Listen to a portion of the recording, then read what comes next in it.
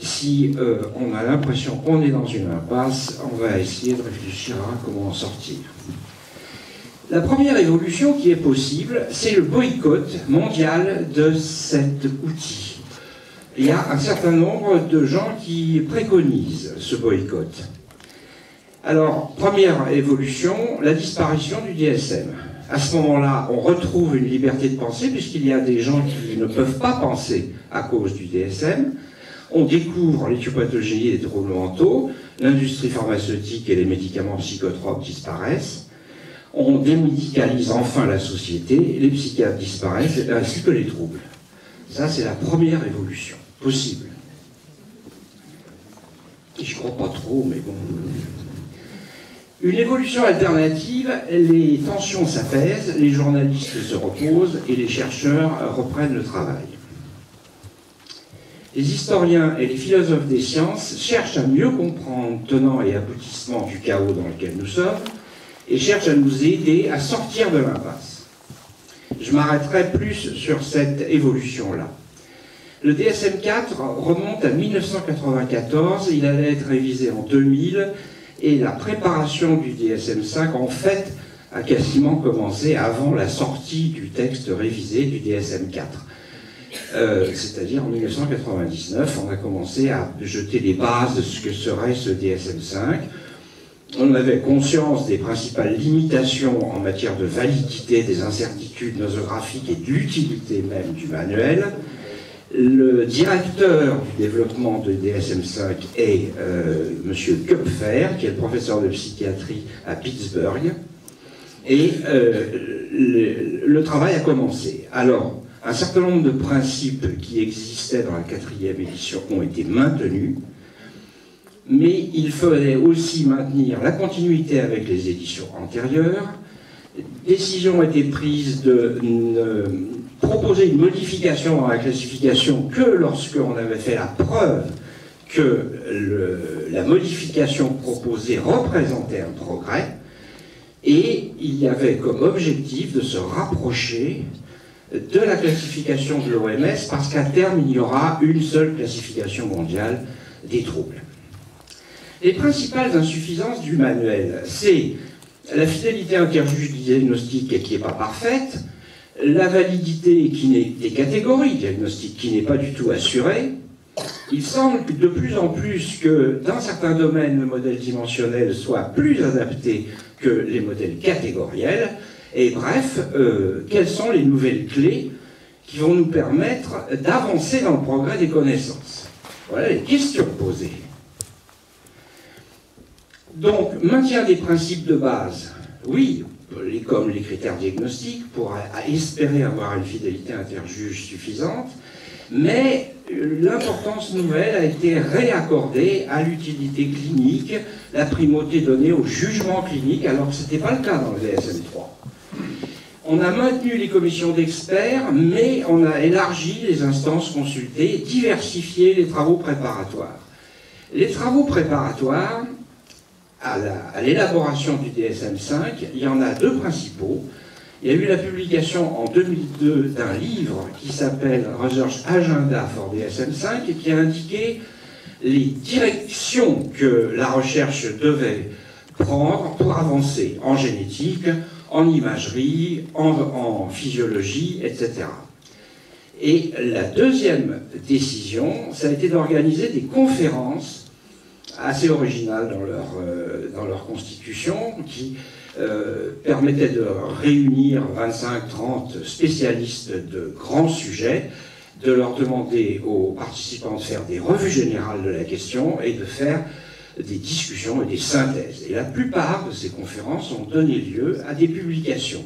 Il y en a eu 13, ça s'est échelonné de 2004 à 2008. J'en ai lu 2 de ces comptes rendus de conférences et propositions. Je dis ça pour vous montrer un peu l'importance du travail. Alors, les 27 membres auteurs du DSM-5, les voici.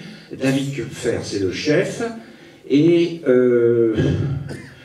les noms ne vous disent pas forcément grand-chose, sauf que dans certaines spécialités, c'est bien des gens qui ont une autorité internationale, qui ont été nommés directeurs de ces secteurs. Les travaux du DSM-5 lui-même, parce que là je vous ai parlé que des travaux préparatoires, hein. Les travaux de l'élaboration du manuel se sont échelonnés 2007 à l'année dernière, 2012. Il y a eu une grande originalité en février 2010. Chaque groupe de travail a proposé des modifications pour le DSM-5 et les a soumis à discussion sur Internet. Il avait d'autre part été prévu qu'il y ait 2 vagues d'enquêtes sur le terrain pour tester les propositions faites, vérifier des concordances des diagnostics. Les décisions définitives ont été prises en novembre et le livre est donc publié depuis 8 jours. Principale nouveauté, il y a une réorganisation générale de l'ouvrage, il y a une suppression de l'évaluation multi-axiale, c'est-à-dire que maintenant les troubles de la personnalité sont sur le même axe que les autres troubles mentaux. Il y a 3 sections, une section d'introduction, la section 2 et section 3 qui représentent les troubles, la section 2, les troubles à part entière, bien identifiés, et la section 3, je vais vous en reparler dans 2 minutes. Voilà les titres des chapitres, 20 principaux plus 2, représentant les principaux troubles mentaux selon cette classification. La section 3 est une section un peu particulière, dans laquelle il y a des choses sur les mesures transversales, les évaluations symptomatiques transversales. Il y a une échelle de handicap de l'Association mondiale de psychiatrie qui est utilisée depuis plusieurs années. Il y a des formulations culturelles et il y a un chapitre de plus de 10 pages sur le modèle alternatif que l'on peut peut-être proposer pour les troubles de la personnalité, mais qui demande à être mieux étudié avant d'être définitivement accepté. Et puis il y a enfin une liste de troubles qui sont, c'est une espèce de sas d'entrée, vous voyez, des catégories à l'essai, des catégories diagnostiques qui sont proposées, pour lesquelles il faut faire des travaux complémentaires pour être sûr de les accepter définitivement. Et voilà la liste des troubles proposés. Alors, quelques commentaires généraux, hein. Sur les modifications importantes dans le DSM-5 par rapport aux versions antérieures. Le trouble autistique, le spectre autistique est modifié dans sa structure et les critères qui permettent de le délimiter sont plus rigides, plus durs.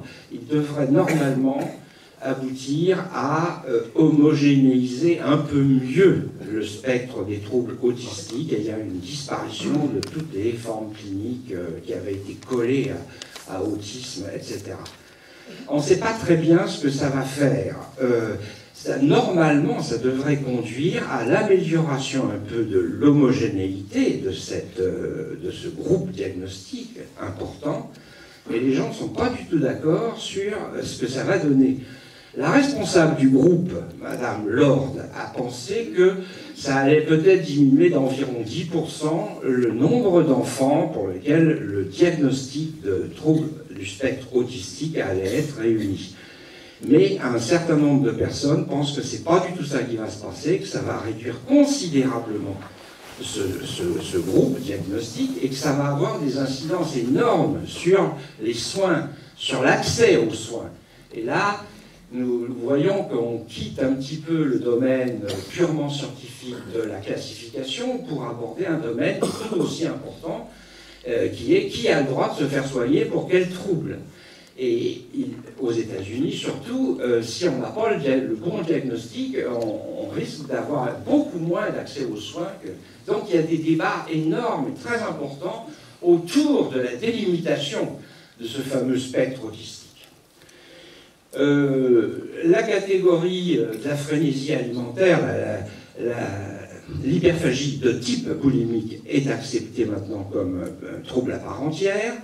Il y a un nouveau trouble de l'humeur qui s'appelle le trouble disruptif avec dysrégulation de l'humeur, qui est une catégorie diagnostique aussi très contestée, qui a été créé pour éviter qu'on fasse peut-être trop souvent le diagnostic d'entrer dans un trouble bipolaire chez l'adolescent qui est problématique, qui fait des crises de colère, qui a une instabilité timique énorme. Et tous ces adolescents-là tombaient dans la catégorie trouble bipolaire, et il a été dit qu'on faisait beaucoup trop de diagnostics de trouble bipolaire. Alors, ce trouble-là a été décidé, enfin, de l'accepter, ça a été décidé. Reste à savoir ce que ça va donner. Il y a beaucoup de gens qui sont contre. Pour ce qui est des troubles psychotiques,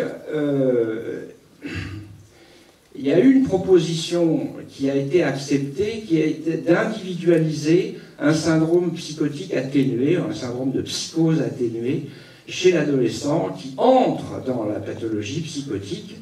Et là, c'est un groupe d'adolescents qui est en effet beaucoup plus à risque de développer une schizophrénie dans les 2 ans que le reste des adolescents.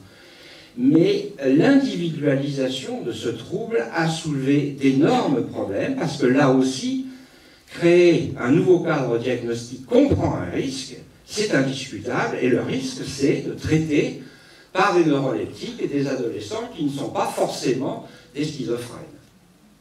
Donc, débat. Pour la schizophrénie, des évaluations de type dimensionnel avaient été recommandées pour tous les symptômes de la schizophrénie, et y compris les troubles cognitifs, et en fait, toutes ces recommandations du groupe de travail n'ont pas été retenues dans le manuel définitif. Il y a eu, dans les derniers mois de 2012, un retour en arrière par rapport aux propositions d'avancées dimensionnelles dans notre discipline. Et notamment les troubles cognitifs, certains chercheurs étaient partisans de mettre comme critère obligatoire l'existence des troubles cognitifs dans la schizophrénie, et ceci n'a pas été accepté par la majorité. Dans l'état de stress post-traumatique, il y a des modifications de structure, mais je n'ai pas le temps. Dans le deuil aussi, le deuil a été enlevé des critères d'exclusion pour le diagnostic dépressif majeur, ce qui a fait dire à beaucoup de gens, et ben du coup, quand on est en deuil, on a une maladie psychiatrique, on va être traité inutilement, etc., etc. Je ne renouvelle pas les critiques, je vous les rappelle simplement. Bon, il y a des gens qui n'arrivent à rien jeter, c'est un trouble obsessionnel particulier qui est isolé maintenant, et puis il y a aussi une modification de structure dans le chapitre sur l'utilisation de substances. Bon, on ne peut pas tout faire. Alors maintenant, les troubles de la personnalité.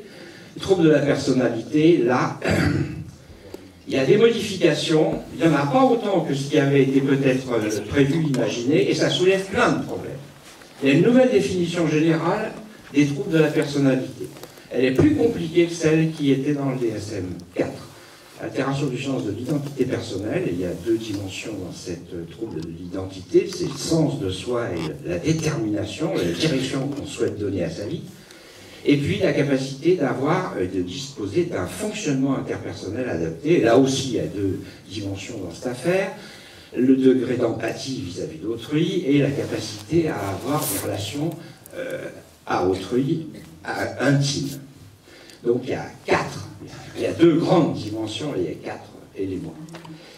Le groupe de travail avait initialement recommandé plein de choses sur les troubles de la personnalité, de diminuer le nombre des catégories, d'augmenter la dimensionnalisation, d'identifier quelles sont les dimensions principales et à quel type de facette clinique ça correspond, c'est-à-dire sur un modèle qui ressemble au modèle à 5 facteurs qui est bien connu des psychologues depuis très longtemps. Les réactions du monde scientifique à ces propositions qui ont été faites en février 2010 ont été extrêmement négatives et critiques. Le groupe de travail, en 2011-2012, a reculé. Il est revenu aux catégories alors qu'on souhaitait a priori les abandonner, et ils se sont contentés, entre guillemets, d'introduire ce fameux modèle alternatif dimensionnel dans la 3e section, avec 5 dimensions et 25 facettes. Voici les dimensions générales de personnalité intéressantes à étudier dans les troubles de la personnalité. L'affectivité de type négatif, qui est opposée à la stabilité émotionnelle, c'est un facteur bipolaire.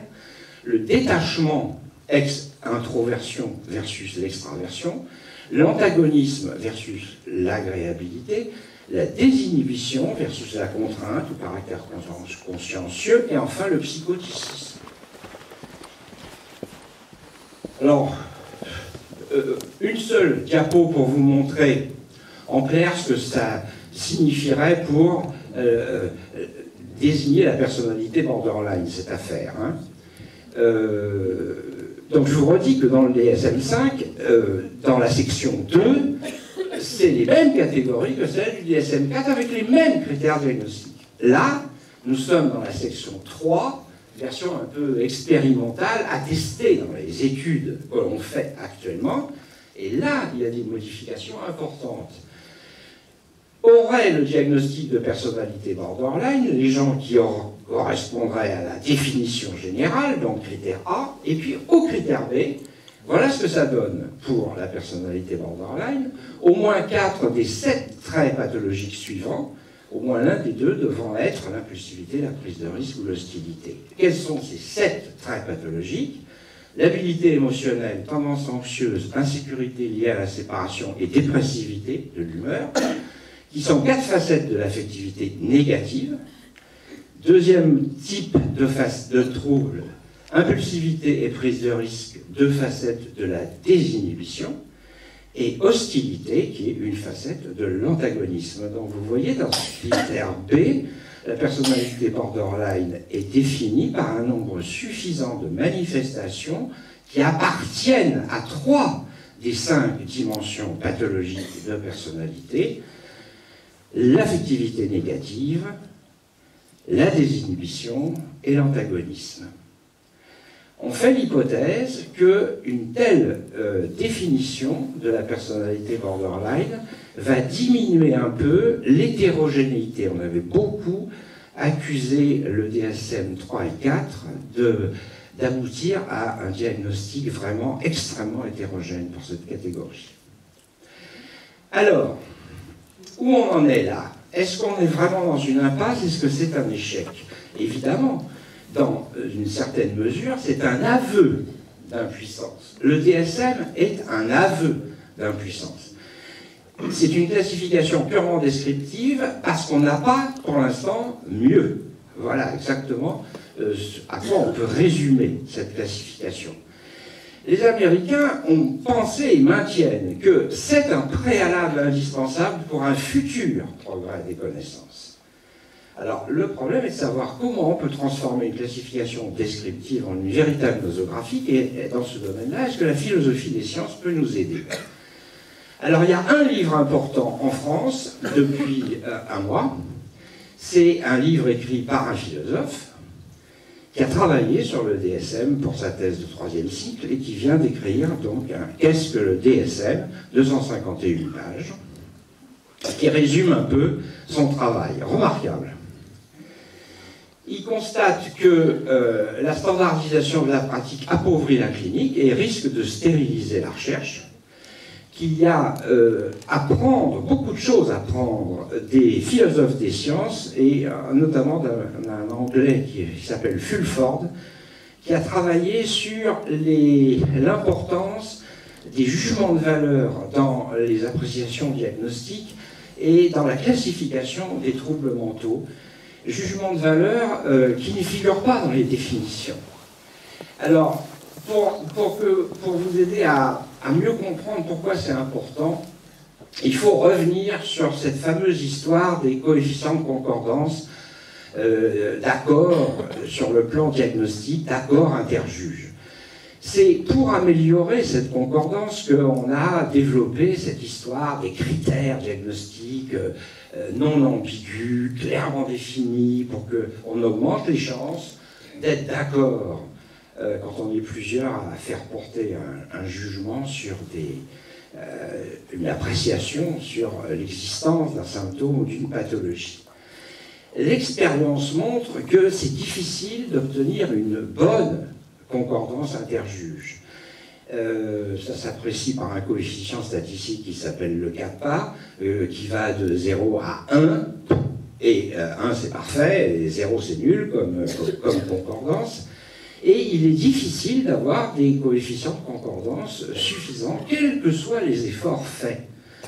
Les Américains, les auteurs du DSM disent qu'il faut continuer de faire des efforts pour améliorer la situation et d'abord se mettre plus facilement d'accord sur les évaluations, les diagnostics, etc.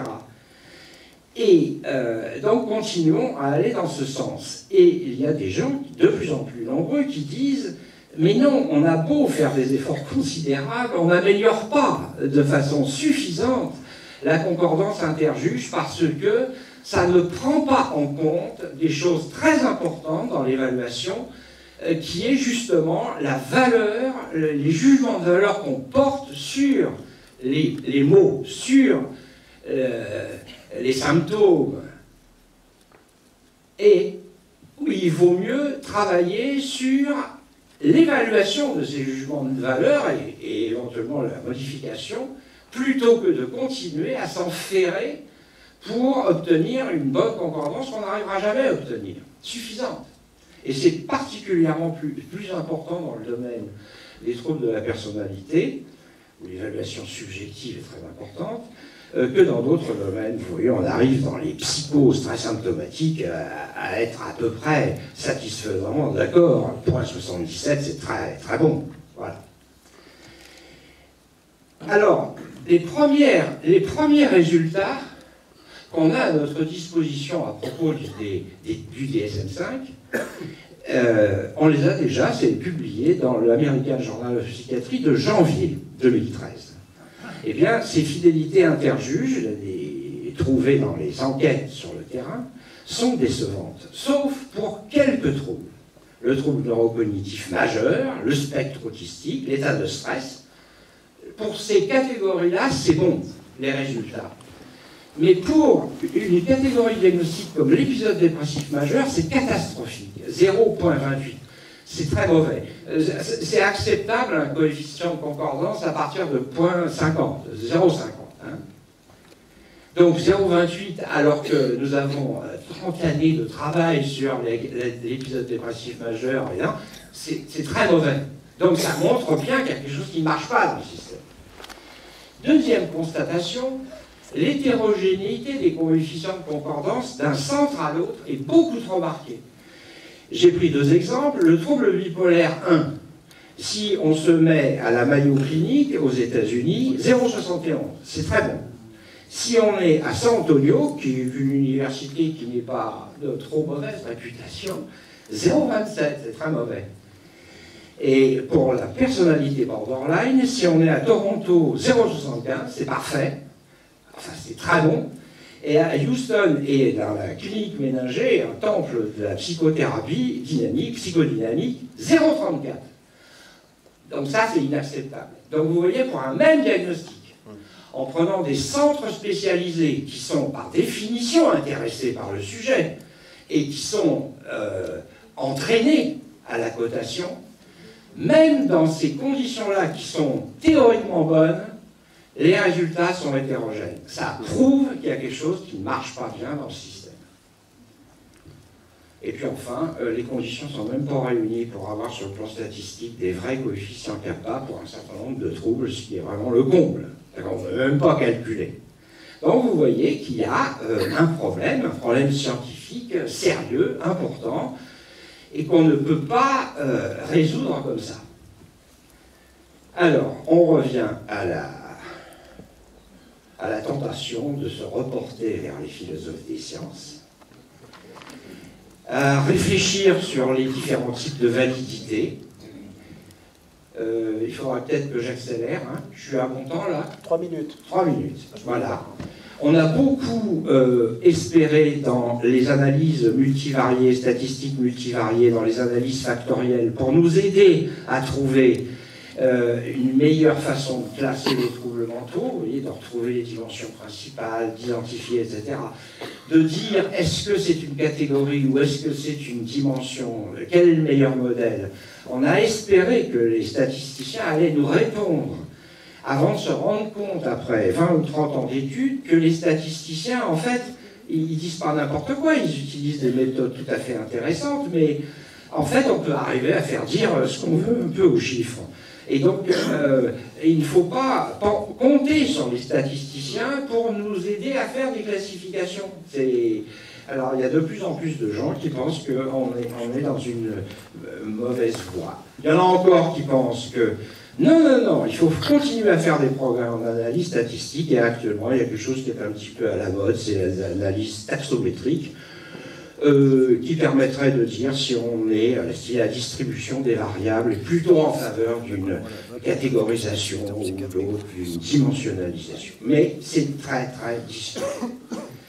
Alors, mon philosophe des sciences, là, Steve de Mazeux, il pense que l'impasse dans laquelle on est actuellement est liée à l'oblitération sur le plan épistémologique de l'hétérogénéité de la clinique, et que on a pris la voie d'uniformiser les descriptions cliniques, alors que c'est sans doute une mauvaise voie, qu'il faut accepter l'hétérogénéité. Il y a peut-être des secteurs de la pathologie mentale pour lesquels les catégories, c'est le meilleur système de classification. Pour d'autres, c'est sans doute des dimensions. Et puis, il y a peut-être des catégories qui ont eu un intérêt pratique, mais qui ne correspondent pas forcément à des maladies différentes, voyez-vous. Il faut peut-être abandonner l'idée d'utiliser une classification unique qui pourrait servir à tous les objectifs. Nous aider à mieux traiter nos patients, aider les médecins généralistes à mieux dépister les troubles mentaux, faire des hypothèses concernant l'élaboration d'hypothèses théoriques. Les Américains, là, de l'Association américaine de psychiatrie, ont pensé qu'il était très utile, important, qu'il y ait un livre unique qui réponde à toutes les questions. Et c'est vraisemblablement une erreur. Et donc, utiliser les critères du DSM 5 ou 6, mais conjointement à d'autres systèmes qui reposent, eux, sur des hypothèses théoriques ou sur des modèles théoriques que l'on teste, c'est sans doute une meilleure voie de recherche que d'utiliser le simple DSM. Depuis 2009, aux États-Unis, il y a des gens qui se sont, notamment le NIMH, penchés sur cet intérêt de développer conjointement au DSM des critères pour la recherche repose sur des construits théoriques, scientifiques, sur des données récentes de neurosciences, etc., mais en collaboration avec les descriptions cliniques. Pour l'instant, cette piste-là n'a rien donné, mais n'a rien donné pour une bonne raison, c'est qu'il n'y a pas suffisamment de progrès des neurosciences. Il ne faut pas se tromper d'adversaire. Le DSM était peut-être un aveu d'impuissance relative, d'échec, mais ce n'est pas le responsable de l'échec. Il est un témoin des limites de nos connaissances. Il n'est pas responsable de l'inconnaissance. Donc il faut peut-être revenir aux histoires de pluridiagnostic, de polydiagnostic, de classification un petit peu intéressante à visée heuristique pour essayer de penser différemment, à Kiscal pour les troubles cliniques, Jacques Fouché à Strasbourg pour la classification des psychoses, dont personne ne parle, parce que c'est beaucoup trop compliqué, l'intérêt de la classification des nordiques, Léonard, etc. Modifier un peu les structures de nos troubles, voilà des choses qui nous aideront peut-être à sortir un peu de l'impasse. Et voilà ma dernière diapositive, la publicité pour Steve de Mazeux, qui a vraiment fait un travail tout à fait remarquable sur l'histoire de la psychiatrie américaine et sur les failles du DSM, et c'est la critique du DSM intelligente. Merci de votre attention. Merci. Merci.